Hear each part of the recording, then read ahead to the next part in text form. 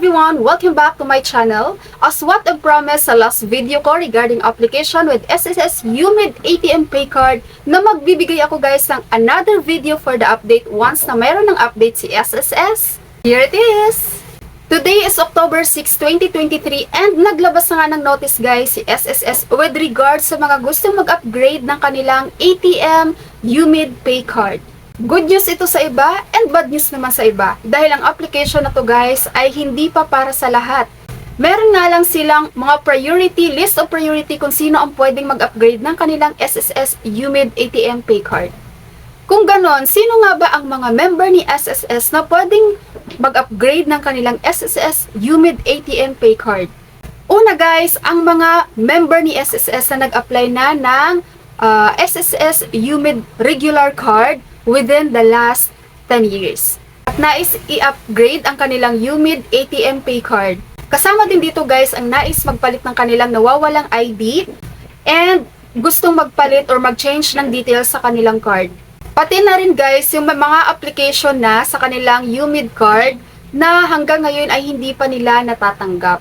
At ito naman ang mga importanteng bagay na tandaan nyo guys doon sa mga nais mag-upgrade. Una, dapat wala pa kayong SSS UMID ATM Pay Card account. Pangalawa, dapat updated ang inyong address, yung mailing address nyo guys sa SSS account or sa SSS database. Pero alam nyo guys, sa online pa lang ni SSS, malalaman nyo na kung qualified kayo or not. Kagaya ko.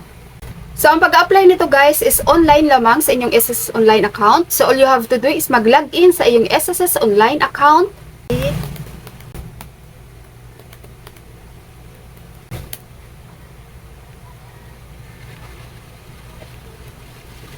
And dito guys sa services, before walang nakalagay dito na upgrade to UMID ATM Pay Card. But as you can see here sa services, meron nang nakalagay. Ayan, pag i-click mo yan guys, may lalabas dito na upgrade to UMID ATM Pay Card is available only for now to UMID card holders whose cards were applied within the last 10 years. An advisory shall be released when application for UMID ATM Pay Card for the members is available. So, pag click ko ng okay yan guys, bumabalik ako sa ganyan. So, ibig sabihin, I am not qualified pa for upgrading ng ATM UMID Pay Card. Ako kasi guys, yung old card ko, I think 12 years or 13 years na yan sa akin, kaya hindi pa ako qualified. Pero doon sa mga qualified guys, ayan, so you can check na ha sa online nyo kung qualified kayo or not. So, kagaya ko, I'm not qualified. So, i-check natin sa inyo guys. Pag meron kayo niyan, at i-click nyo tong upgrade to UMID ATM Pay Card, ito yung lalabas. Doon naman sa mga qualified guys, so pag click mo tong upgrade to UMID ATM Pay Card, kung qualified ka, lalabas to, ayan, mag-submit ng data sharing consent. Pag i-click mo yan guys, ito yung data sharing consent na yan, i-confirm mo lang yung box and i-click mo submit. And then guys, meron tong transaction number ha, ayan. So yung transaction number na yan, kakailanganin mo yan sa Union Bank. Okay? Mag-download ka ng Union Bank guys sa Google Play Store para sa mobile mo. Kung wala ka pang Union Bank ha, ayan. So sa mga wala pang Union Bank, mag-download ka sa Google Play Store. And then i-click mo yung open account. And then yan ang i-click mo guys, yung government card with savings account. Then continue mo lang. And ayan guys, so may mga details silang hingiin sa'yo, like yung SSS number, transaction number. So kung wala kang transaction number guys, hindi ka makakaproceed dito sa Union Bank. Then pag na-complete mo na yung mga details, i-continue mo lang yan. Then okay na. Kailan matatanggap or paano matatanggap itong ATM UMID Pay Card?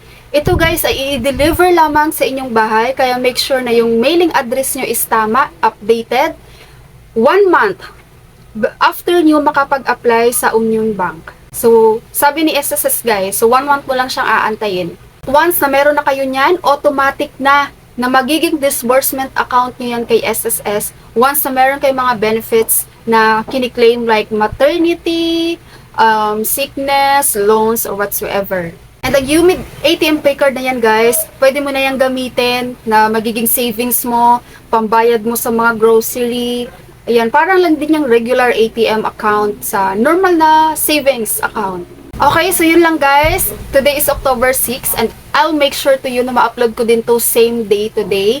Kaya i-edit ko pa to guys. And thank you so much for watching guys. Kung nagustuhan niyo yung video ko, please like this video and subscribe to my channel. Thank you so much for watching everyone.